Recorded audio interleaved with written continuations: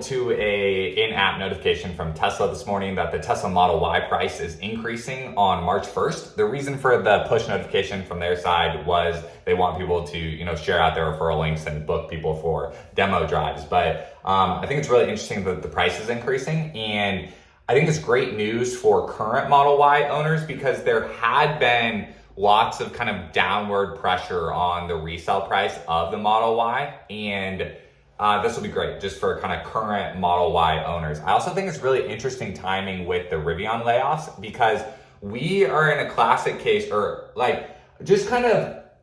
so we bought the Model Y last year after the price drop. Like the big price drop was the incentive for us to kind of go in and retake a look at it because we were driving a Land Rover at the time, which was awesome and felt cool and so awesome. Top of the line Land Rover, fullest trim Land Rover, felt cool. I loved the cooled seats, honestly. It was kind of the newest thing that I had never experienced before. Cooled seats felt so good. And so looking around in that, but then the Model Y then coming in and kind of this more affordable-ish range was really interesting. And we already had the solar and the Powerwalls, and so seeing that price drop is what kind of incentivizes us to take a look last year, and it's awesome. I'm fully converted to kind of the electric car thing now, and just this concept of having your house be able to power your car, I think is so awesome, and I don't hear it talked about enough. On classic Tesla videos and classic kind of solar videos, I don't hear the monetization angle or the life savings budgeting angle of it very much. It's all about just the sticker shock of buying solar, and then they're calculating weird 7, 8, 9 year ROI on the solar panels. My thing now is if you take how much money you're currently spending on gas for your car and currently spending on electricity for your house, if you take that amount of money and if you're able to finance solar panels on your house for lower than that amount of money that you currently spend on gas and electricity, then you're having a built-in savings.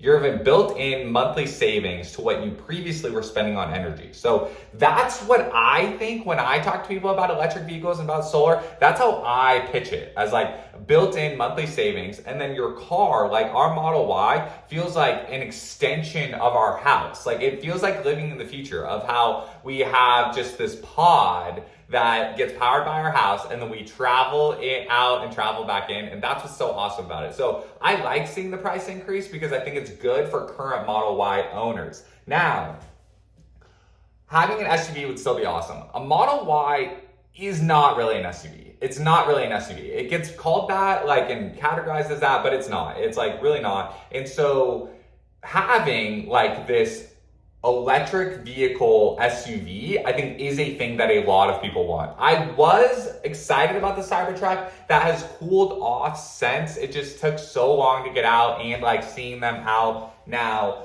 I don't know if the aesthetic is exactly what I'm down for, but I can be persuaded. I'm still very kind of neutral on it and interesting, but this kind of family cool looking SUV all on the Tesla charger is awesome because we already have the Tesla wall connector. And so that's why Rivian as a brand and a thing is attractive to us and our family.